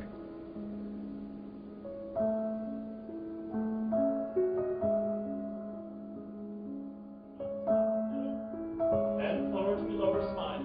Bend your knees. Place your hands on the floor. Move your hips up and down. Right, left, right, left, right, left, right, left. Get your You know what? I can't shoot it from here. No? No, there's tint.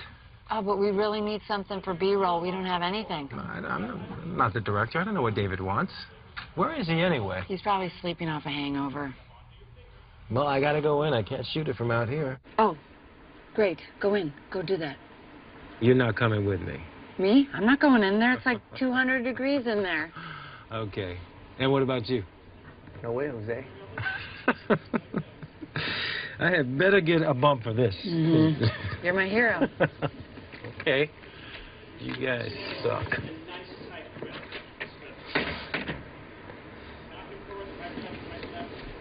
Hey, good morning. Good morning. I got up early. I was scouting locations. What? I found the most amazing spot overlooking the ocean. For what? For this? Yeah, for this. Really? It's a little bit of a hike, though. That's okay. We'll indulge your creativity. You sound inspired, David. I am inspired. I'm making music, doing the down. What are you talking about? What is Rob doing in there alone? That's some crazy hot yoga torture. Yeah. I can't let him be in there by himself.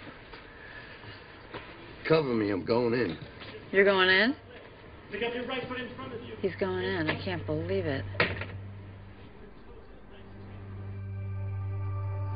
We live in a world in which all things are possible.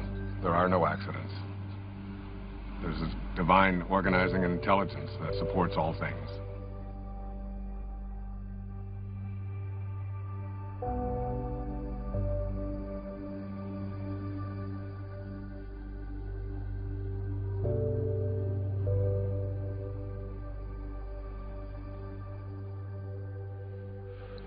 I think you have to get to the place where you're no longer focused just on yourself.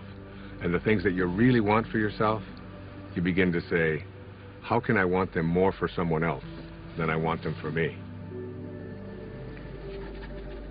And that's God realization.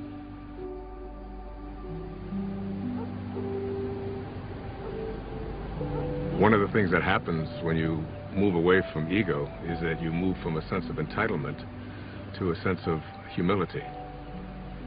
You realize you're entitled to nothing. That's just the ego speaking. So the fundamental truth is that you must be like what you came from. If you came from divinity, you must be divine. If you hold your hands up and say, these are the hands of God, then what does God do with his hands? God is just giving. That's all God knows how to do. Hi. How are you this morning? Better than yesterday. That's a good way to be. Not better than anybody else, just better than you used to be. Hey, I was wondering, is there a place around here where I could actually buy some flowers? I wanted to bring some back for my wife.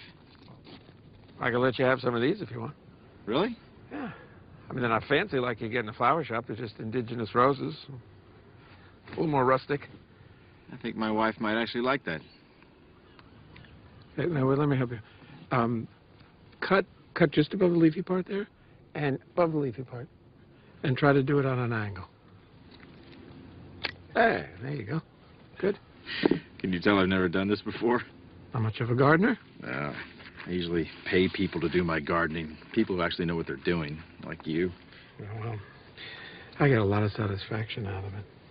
I've never really seen the value in flowers, I guess. Don't you ever send your wife flowers? No. Oh, that sounds bad. It's a new day. Yes, it is. You know, there are over 200 species under the genus Rosa. And there's a rose database that has, I think it was over 6,000 variations of roses. Seems almost excessive.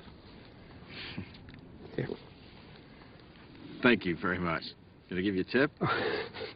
No, thank you. You sure? It's okay. Well, I'll be sure to tell the owner of this place what a great staff he has. You just did. You? You're the owner. No, I really am. I apologize. I thought you were just the gardener. That's an easy mistake to make. I saw you watering the plants.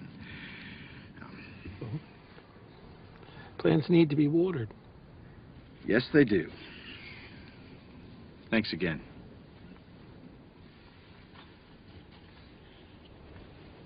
Can I ask you a favor? Yeah, sure. I'm here for a board meeting. Yeah, I know. You were at the House of Promise, right? Yes, and I've got to give this to the executive director, but I don't know what room she's in. Oh, I can find it. Well, actually, could you give it to her for me? Yeah, sure. Is it important? No, it's just some papers. Okay, yeah. And if you could give it to her this afternoon, after I've left. Yeah, I can do that. Appreciate it.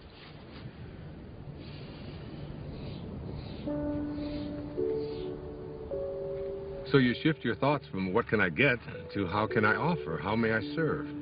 If your attention is off yourself and about giving, the universe will respond by giving back to you. The universe will say, how may I serve you? But you have to be in a place of service yourself. That's when the transition is complete, when you move into that place that is without ego.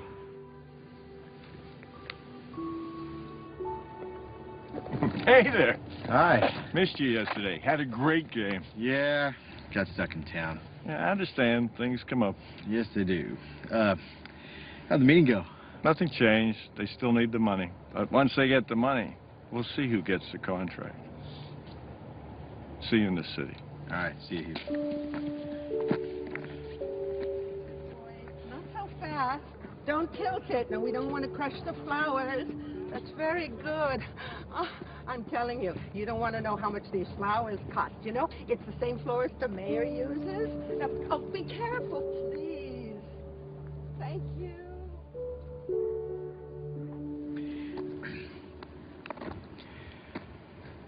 How about the name Rose if it's a girl?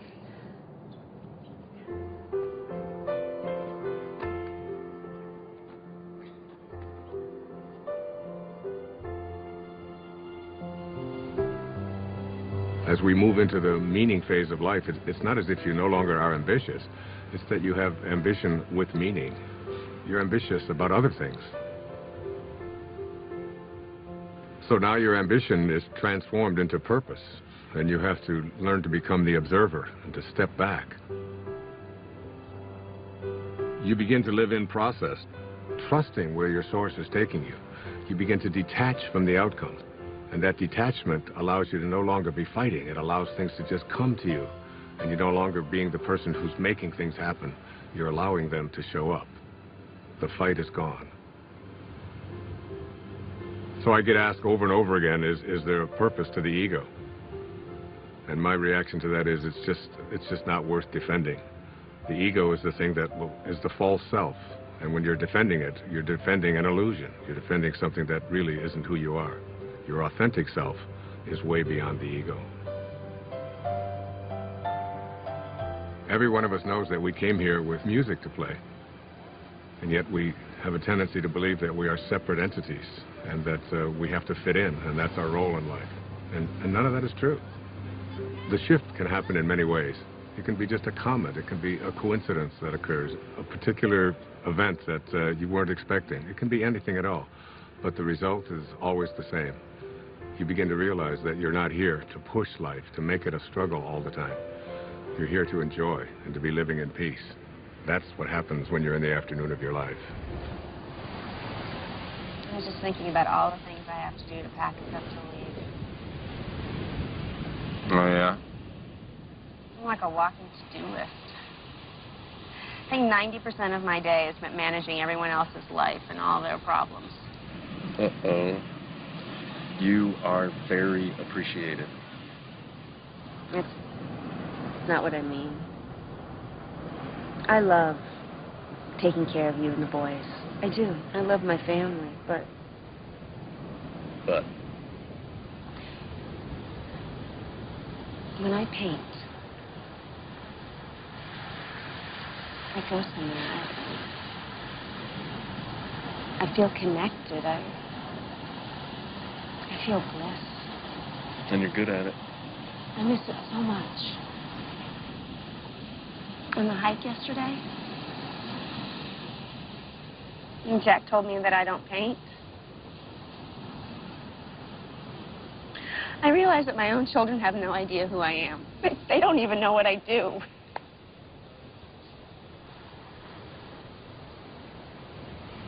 So do it. Really? Yes, absolutely. Thank you. I want to stay here. What? Just for a week. Right now, just this next week. What, I think I'm going to leave you here all alone? Jason, every cell in my body wants to stay here just a little bit longer. I'm hearing you, but I have no idea what you're saying. I need to reorient myself. I need to find my way back, and I need solitude to do it. Quinn, you're a mother of 2 small children. You don't get solitude. Jason, you have to know I love you. And I love the kids, and I am still us, but I am more than this.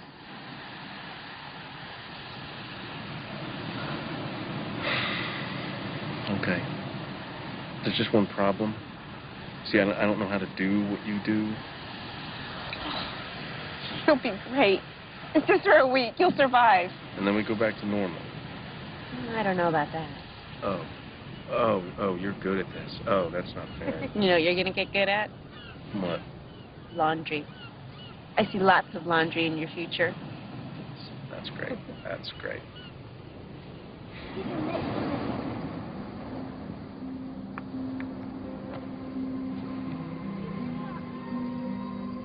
If you want to see the doors open in your life, you detach yourself from what the ego says, and you allow yourself to live from this divine place called spirit.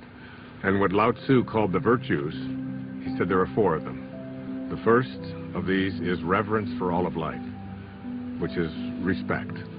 The second is sincerity, which is really nothing more than just honesty. The third is gentleness, which manifests itself as kindness in our life. And the fourth is supportiveness, which just manifests itself as service, offering service to others. Those are the 4 virtues. And Lao Tzu asks us to live by them. There's a great quote by the poet Hafiz. He said, even after all this time, the sun never says to the earth, you owe me. Just think what a love like that can do. It lights up the whole world.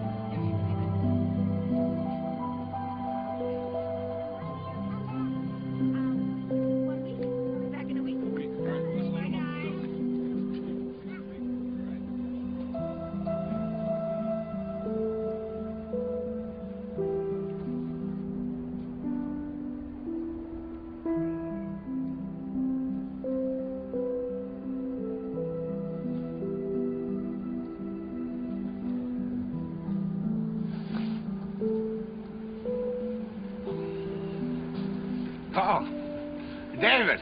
Hey. Hi. How you doing? So did you get everything you need? I think I got even more than that. Really? I'm actually inspired. I was looking at some of the footage. I'd love to do something with these interviews, something creative. Like what? Well, this place. There's something happening here. What you're talking about, the people, themes, I think I can really do something with Wait a second. I thought you were just a technician on this shoot. Isn't that what I heard you say before? I guess not. I think I'm getting it. Well, you know, David, the point is we're all going to get it. Ultimately, we're all going to get it. There's a great line from A Course in Miracles where Jesus says, if you want to be like me, knowing that we are alike, I will help you. If you want to be different than me, I will wait until you change your mind. And you will change your mind.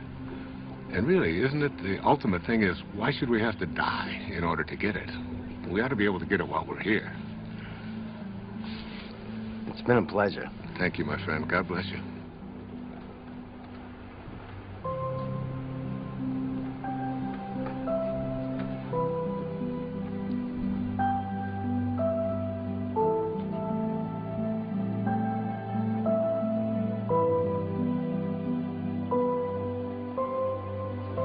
Nobody needs to ask the question, what is my purpose? It will always be found in service. If you can just for one day put your attention on making life better for someone else, if you can focus on thinking like that, that's how God thinks. It's an ancient concept, but it's still relevant. To touch someone's life is more valuable than any amount of money. My friend Byron Katie says, to believe that you need what you don't have is the definition of insanity.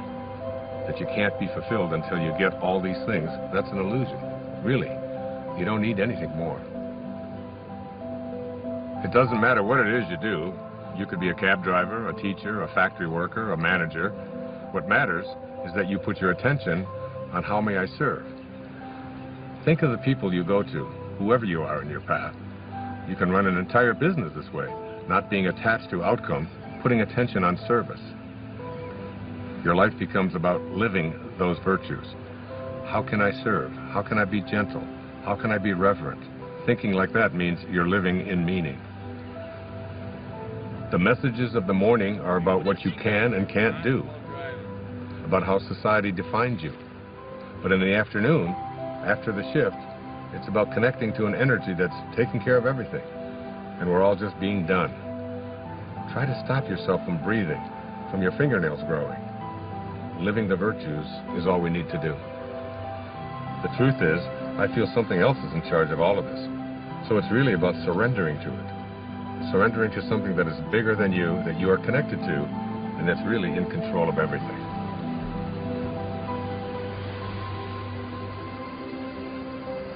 There's a place deep within us that wants to feel fulfilled, that wants to know that my life has made a difference, that I've left this place, this planet that I've lived on, better than when I arrived, that someone's life has been profoundly touched because of my existence.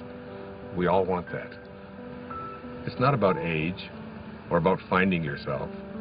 Wherever you are, at whatever age, you're only a thought away from changing your life.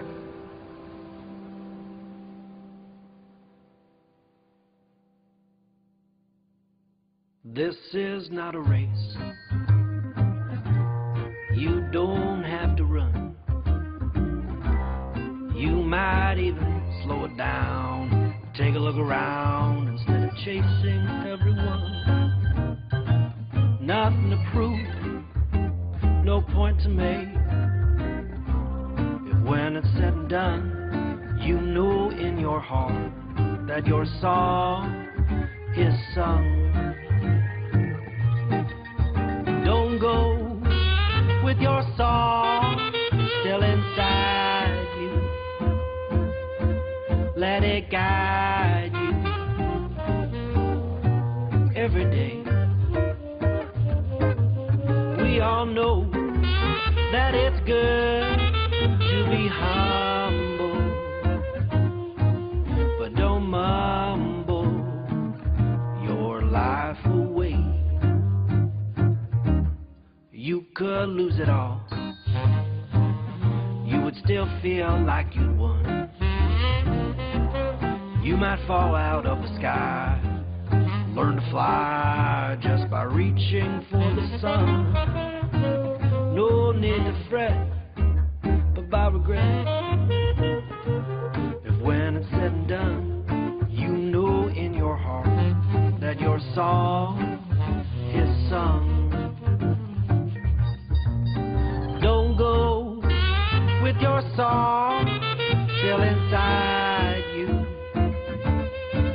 Let it guide you every day. We all know that it's good to be humble, but don't grumble your life away. A little teamwork now. La la la la la. La la la la la. Low la low la low. Low la low la low. La la la la la la la. La la la la la la la. Low la low low low low. Low la low low low low. Rubber da scrub. Hobbity hop bobba do. Hoobada hoobada hoobady hop. Hoobity hoobity hoobity ho. Don't go with your song still inside you. Let it guide you every day. We all know that it's good to be humble, but don't fumble, don't grumble, don't mumble your life away.